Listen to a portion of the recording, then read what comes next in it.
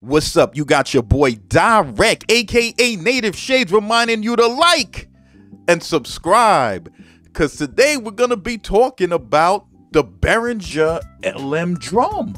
They're almost there, folks. Remember the Michael Jackson song, "Just One More Step"?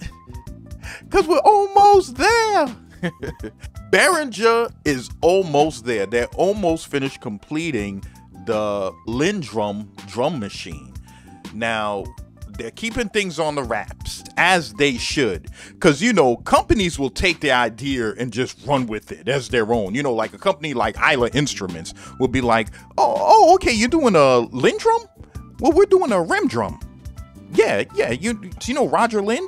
Well, what we're doing is we're taking all of his rim shots and we're making a drum machine out of it that just happens to look like yours. Yeah. So they gotta watch out. But so far, what we know about this drum machine is it has a sampler, which is cool.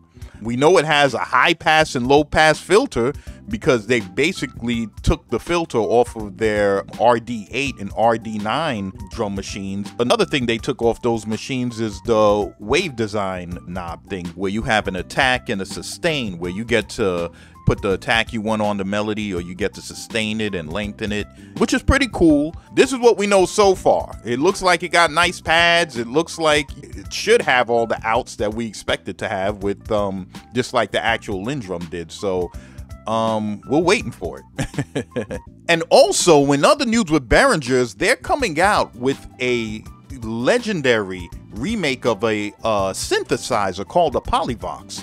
It's a keyboard synthesizer that came out in the 80s.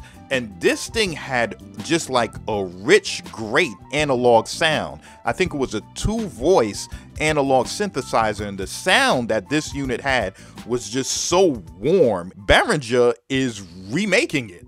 They joined forces with the inventor of it, a guy named Vladimir Kuzmin, and he gave them, I guess, the okay to make a futuristic version of it.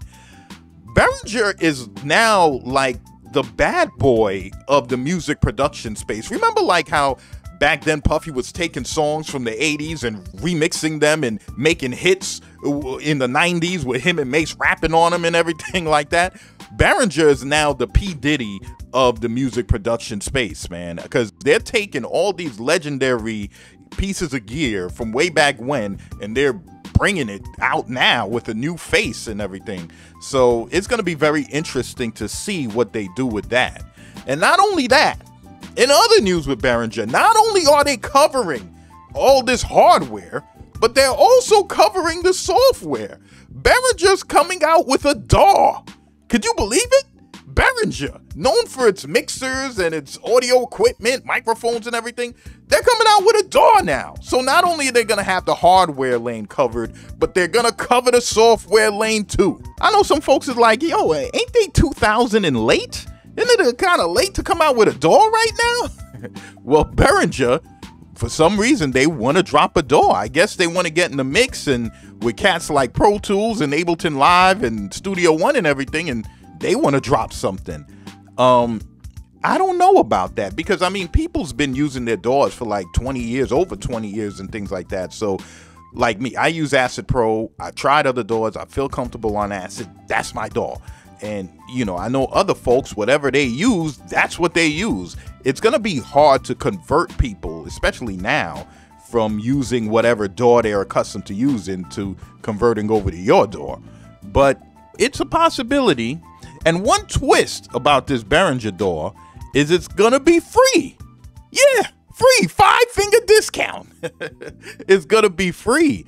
So that offers a very tempting option.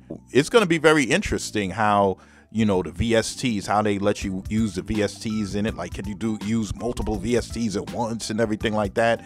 The whole quantizing, and like if it comes with, you know, legendary Behringer sounds. It's going to be interesting if they implement some of those legendary pieces into their DAW workflow. So yeah, man, Behringer is really making a strong push these days. You know what I'm saying? I'm not mad at them.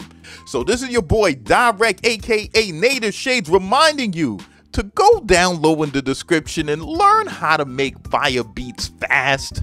Whether it comes to chopping your samples, layering your sounds, or arranging your beats, I got you covered. So this is your boy Dyreck, aka Native Shades, reminding you to like and subscribe. And I'm signing off.